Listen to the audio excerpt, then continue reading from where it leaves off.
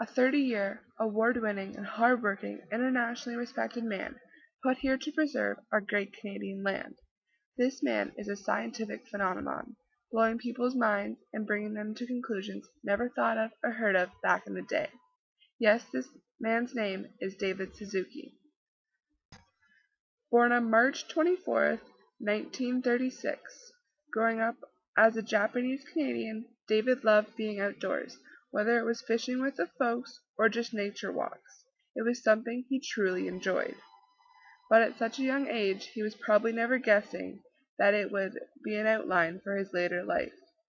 In his young childhood, he was forced into internment for 4 years, along with the rest of his family. This all happened when Canada placed war on Japan during World War II. Once the war was over, David and the rest of the Japanese Canadians were forced to move out west to the Rockies, then moving to Leamington, where he attended elementary school and grade 9.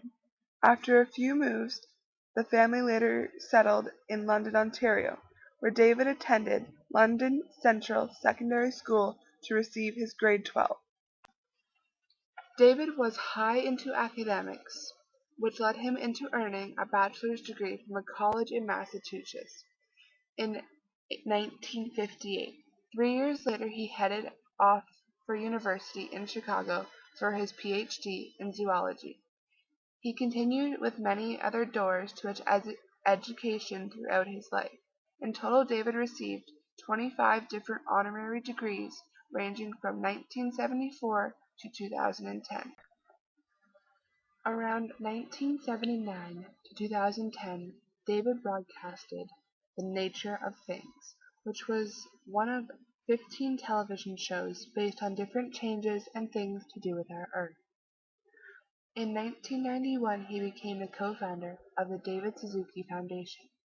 This foundation concentrates on aquaculture, biodiversity, climate change, global warming, eco-based forestry, and sustainable fisheries.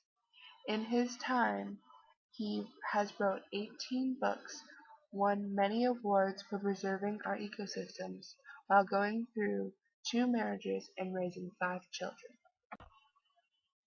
Ultimately, David became so famous for saving energy and trying to help the environment, also for having the powerful voice to speak to the children and adults about these large matters that later may affect the children if they don't take action.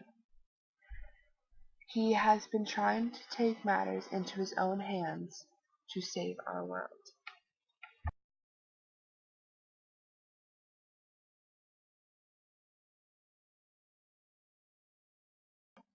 David is passionate about the environment.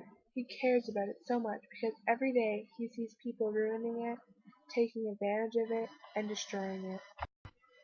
David is smart, successful, determined, courageous, inspiring, respectful, resourceful, passionate, experienced, and truly blessed, which also helped guide him into where he is today.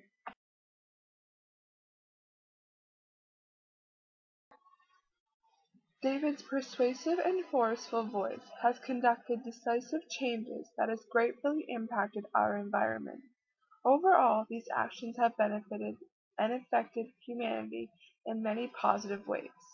This is where we live, and it is somewhere that needs to be taken more care of, which thanks to David, he has taken a stand to share and make changes for a better, more sustainable future with his voice for us.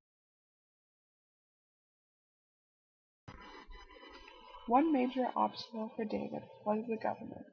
David is a straight-on kind of guy. When it comes to talking about the environment, he knows what he is talking about. David had great will to go against the government's movements that harm the environment. So the government came down on David and made him step down from his lead position in the David Suziki Foundation because it was government-based.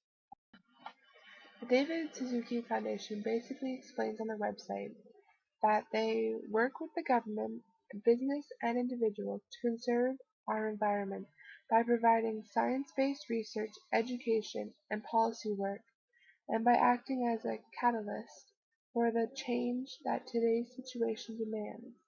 Basically speaking, it is a governmentally based and private foundation that watches our environment and what it is going through.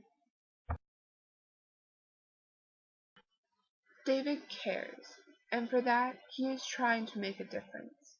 So we should be proud of what he has accomplished and is still trying to accomplish, because he is determined to make this a better place for all. His work has raised awareness about environmental issues and has changed a lot for Canadians. We are seeing less pollution, more rises in energy-efficient appliances, and more advertisements of what we are doing to this earth. At the moment, we are using 1.5 Earths and we only have one. David is one of the most motivated men wanting to accomplish better.